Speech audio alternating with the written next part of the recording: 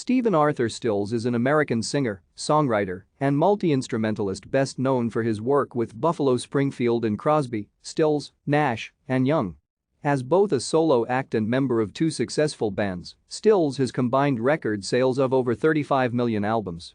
He was ranked number 28 in Rolling Stone's 2003 list of the 100 greatest guitarists of all time and number 47 in the 2011 list.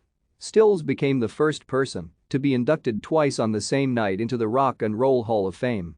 According to Neil Young, Stephen is a genius. Beginning his professional career with Buffalo Springfield, he composed For What It's Worth, which became one of the most recognizable songs of the 1960s. Other notable songs he contributed to the band were Sit Down, I Think I Love You, Bluebird, and Rock and Roll Woman. According to bandmate Richie Furay, he was the heart and soul of Buffalo Springfield. After Buffalo Springfield disbanded, Stills began working with David Crosby and Graham Nash as a trio called Crosby, Stills, and Nash. Thank you for watching.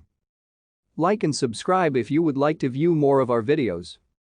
Have a nice day.